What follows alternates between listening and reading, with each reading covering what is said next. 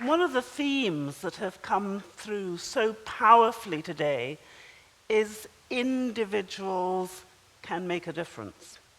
And if we talk about democracy, we're talking about allowing the majority of people to have their say. And one of the interesting things we know is most people who have power don't want anyone to share that power. And they try to convince us that we have no power at all. And what I want to do is to let you into a secret that I found out probably only a couple of years ago. And that is, each of us has as much power as we choose to take. And that people can only take power away from us if we let them. So we have a choice. I remember when I was really quite small, I was told by my mother and father that every single one of us has a talent. That it's a talent which is special and only given to us. And it's our job to find that talent, hone it, and then use it for the benefit of other people. And most of us are a bit like Groucho Marx. We don't want to be a member of any club who'll have us. So we tend to think that if we have a talent, it can't be worth very much indeed. But what we've seen today is people with enormous talent. Just think about Jack, at 14, deciding, as one does at 14, that he wants to change the future in relation to pancreatic cancer. If we do not enable our children to realize their dreams, our world will never change. And I want you to think with me about a child born into a really tiny family of 12 children. The 10th of 12 children and the 4th of 5 girls. So there are 5 girls and 7 boys. In a tiny island in Dominica in the Caribbean.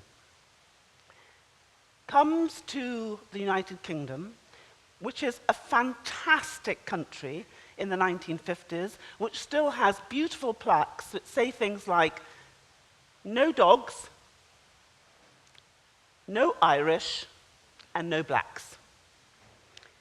This child grows up in Walthamstow in East London, goes to a comprehensive school, and then does an external London degree.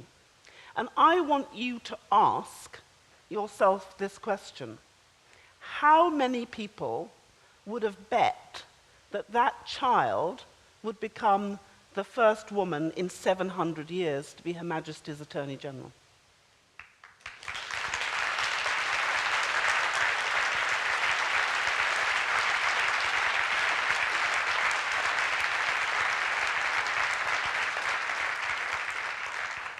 But there is a talent within each of us if we choose to see it, and that is power.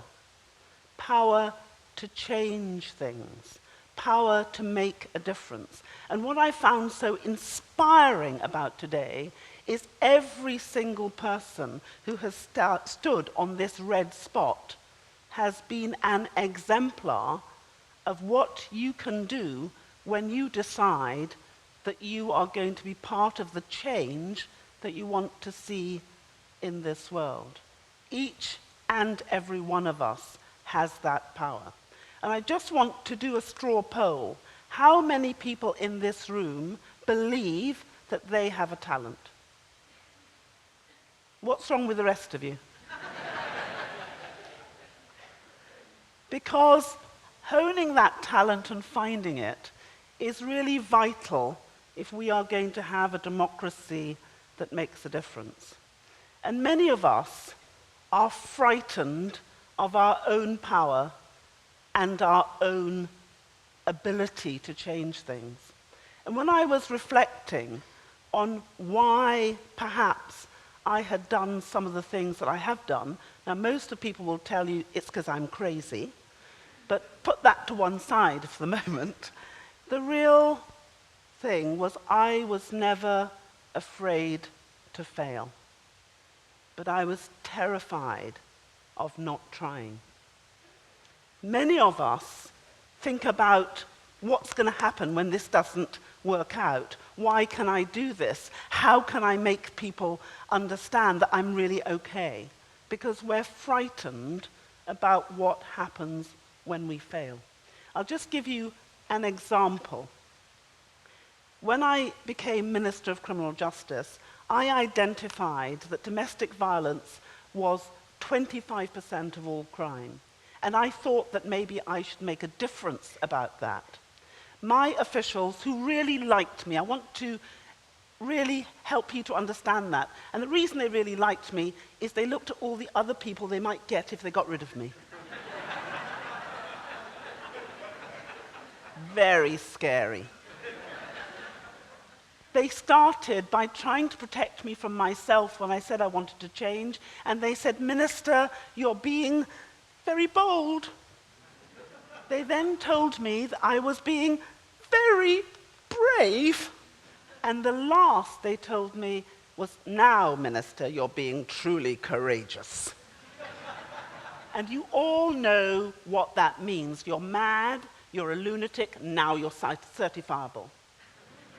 But I believe that if we work together, that was government, business, third sector, we could change the paradigm in which the women, particularly in our country, were sitting. We had 1 in 4 women and 1 in 6 men who were affected by domestic violence. And together, we changed that paradigm. We reduced domestic violence by 64%, and we saved 7.1 billion a year.